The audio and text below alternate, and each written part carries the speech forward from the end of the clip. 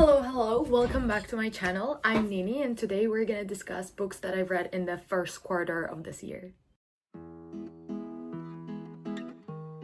Before moving on to the books I've read, I wanted to tell you my favorite books so that you have an idea what kind of books I'm gonna be talking about. So some of my favorite books ever would be Victor Hugo's The Man Who Loves, Martin Eden by Jack London, Tolstoy's Anna Karenina, some of Stephen King's books, anything and everything that Haruki Murakami writes, but especially 1Q84. I also love reading some of the Charlotte Bronte's books. It is the last day of March and I finished 7 books and I'm in the middle of the 8th one. And I think it has a very good range of genres, so you can find a book for yourself definitely in this list. I will start with Hercule Poirot's Christmas. It was a very entertaining read as detectives should be. It's Agatha Christie's novel and it revolves around a very wealthy family and the head of the family named Simone Lee. And he, for Christmas, gathers all his estranged children, which is basically he had 5 children, 4 sons and a daughter, but the daughter is deceased and she has a daughter. So a granddaughter instead of a daughter comes to this gathering from Spain. None of the family has ever met her, so she's pretty new in the family, but also these family members don't usually see each other, and it is very random and not like something the Simone Lee would do ever to gather the family, but he does around this Christmas. And we see the dynamics of this family, some secrets that are, some of them are related, some of them are not related to the case discussed in this book. And the case is that the head of the family is no longer with the living, and that's where Poirot comes in to investigate the case and find out who did this. The big downside of this book is probably the biggest downside of a detective book, that I could quite easily guess who did this, and I couldn't pin down the motives just because the author doesn't lay it out, and that's another secret that we found out later, but you can easily understand who would do this and who would be capable of doing this. But it's still a fun read, and it's definitely something you would sit down and read in an evening or two and just have fun with it.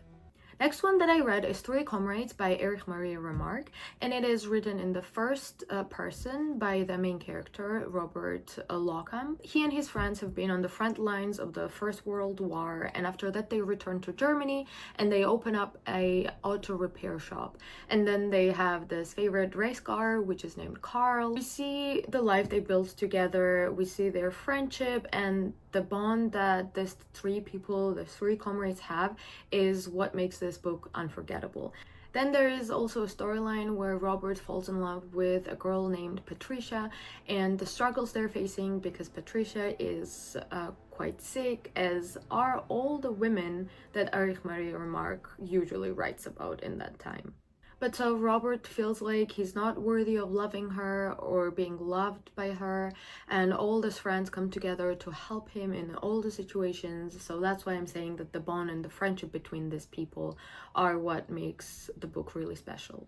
If you like the book Three Comrades, then I would recommend to read Erich Remarque's other books because they all have the same soul. So if you like one, I'm pretty sure that you're gonna like the others too, but I'm gonna tell you my favorite books ever that he wrote, and they are A Time to Love and A Time to Die, Arc of Triumph, and Heaven Has No Favorites. The next is The Sea by Iris Murdoch, and I really couldn't put this book down. It is so unpredictable and you can't even guess which characters will enter the book and which will live without saying any goodbyes. It is about a theater legend in England who left London and glorified life and went to an isolated place near the sea. His name is Charles and he's writing memoirs, and that's exactly how we know exactly what he feels and how his worldview is. I found it especially interesting because we see the stories from his side and we see how his actions may seem so pure and beautiful to him, but then we see other people and what they think about the situation, and from their side it might seem like manipulation or obsession, and you never quite know which one is it. Murdoch's writing is very layered, it's philosophically rich, and it transports you into the world where these characters live, and it feels very attainable. Like you can touch the characters, you can feel what they feel, you understand that it's real life, but it's also not, because the things that are happening there probably maybe is happening to people, because there's nothing fantasy-like or extraordinary, it's just people's lives. But I've also never read a storyline like this, and Charles is sometimes so insufferable. He's a very complex character, because sometimes you agree with him, but sometimes you really don't like his actions. And that's exactly what makes the book so interesting. I would add that if you like this book, you will probably like Black Prince by Iris Murdoch as well. After this, I read Stephen King's Carrie, and in the beginning I was confused as if I would like this book at all, because it started very gory and it was too much, and I didn't understand where the story would go. But then I really got engaged in the book. It's about a teenage telekinetic girl, Carrie White, who does not understand her powers before some events, and she has a religious fanatic mother and cruel classmates. And this book is so much about bullying and about fitting in and about wanting to go on dates and do normal stuff as a teenage girl, but she never gets a chance to because of her mother and her classmates and just the society and the world around her. And if you were already not against bullying, I recommend you read this book, because it will open your eyes. And I don't understand how we as a society still let people and some spoiled brats and spoiled high schoolers bully someone so much. And I think this book was written, I don't even remember when, but like back in the last century, and it's still so relevant today. I will say that you start rooting for Carrie so much, and I think you develop compassion only for her in this book, or maybe Tommy and Sue too. In general, I have loved reading Stephen King's books. I first read him when I was 14 or 15, I think, and it was the book called Desperation. And because of that, I painted him. I will insert the picture here. I even made a Twitter account and tweeted him because I wanted to express how I loved this book and what it meant to me and so on. It sounds a little funny now, but I really liked his book, and I've never read anything like that before, so I was really impressed. I even participated in a competition and I won his book called Cell. After Carrie, I read Albert Camus' The Stranger, and this book explores existentialism and absurdism through a story of a man named Mersu, if I'm pronouncing correctly.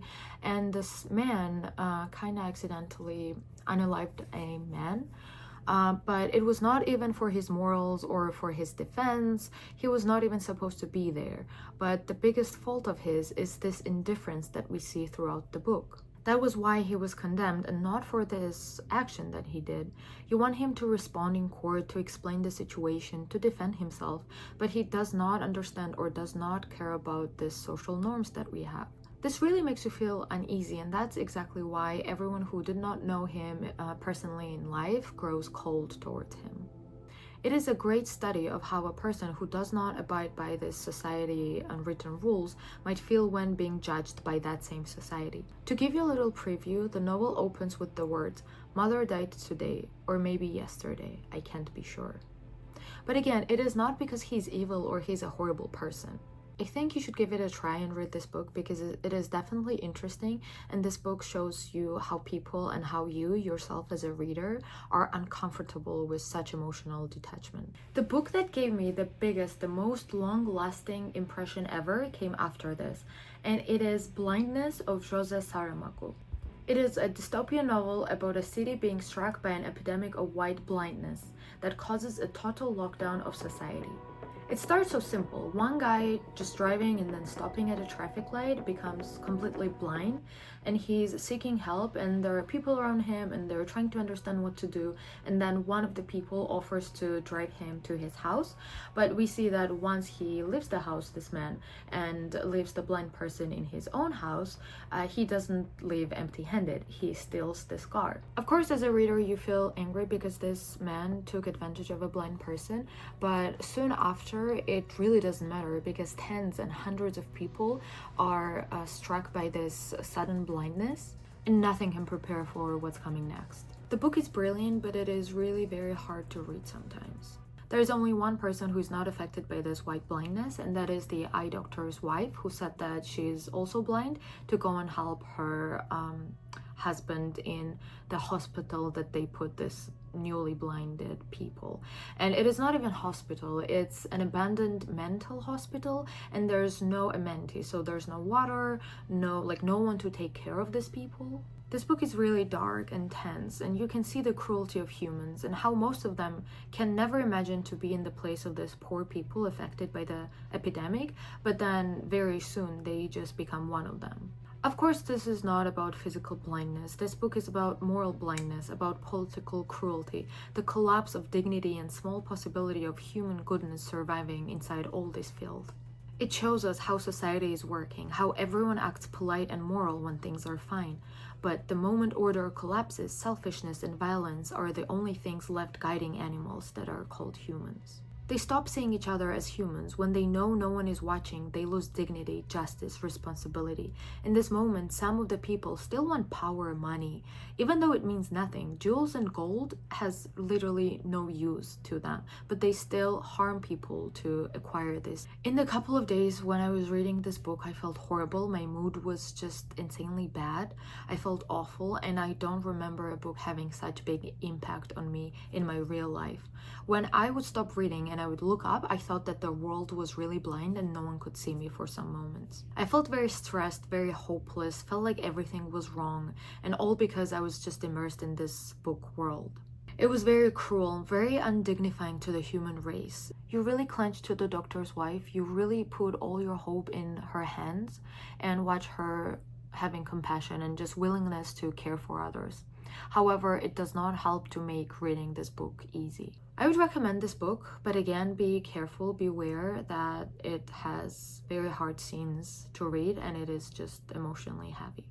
A funny effect this book had is that after this I read Stephen King's Misery and it felt like a piece of cake, even though I know that in other circumstances this book would also probably feel disturbing. Misery is about a famous author, Paul Sheldon, who gets into a car crash and is drugged out by his #1 fan, Annie Wilkes. But this girl is totally not stable, and she was a former nurse, so she has some supplies of medicine to kind of treat him, but not treat him. I don't want to give away too much about this book because the whole idea is to find the story out yourself. You feel tension throughout the book, you're rooting for this author to escape, you think about the things you would do to escape, to try to escape, but you fail to really imagine yourself in his shoes. Annie is sometimes very childish, weirdly caring, even though you will come to understand what weirdly caring means and might phrase it differently. She's controlling and she only wants one thing. All in all, I would totally recommend this book. It was a great read. It was so fun. I couldn't put it down. I was even reading it when I was walking, so it was really great. And it is Stephen King, and I feel like this is of less disturbing books of his, and it would serve you as a great introduction to Mr. King's worlds. And now I'm reading Red Rising. I'm halfway through, and this book is about dystopian science fiction, and we follow Darrow, a low caste miner on Mars who discovers that he has been basically living in a lie. I don't want to give away a lot about this book either, because discovering this world and understanding what's going on is what makes it interesting. If you need to understand what it is similar to, maybe Hunger Games, but also I don't think so, because I think that this Red Rising series is more complex. The world is way bigger, and there's just more stories to tell, and I think there's 6 books and 7th is coming, so yes, it is a bigger world. So this is it. These are all the books I've read in 2026 so far, and probably the most memorable one is The Blindness. The most engaging and just a great read is The Sea, and the most fun read would be Misery. I really hope you enjoyed the reviews of these books, and please let me know in the comment section down below if you've read these books or if you're going to read them, and if you've read them, if you have similar opinions or what do you think about these books. And maybe now you understand what kind of books I like and you can recommend me some books to read.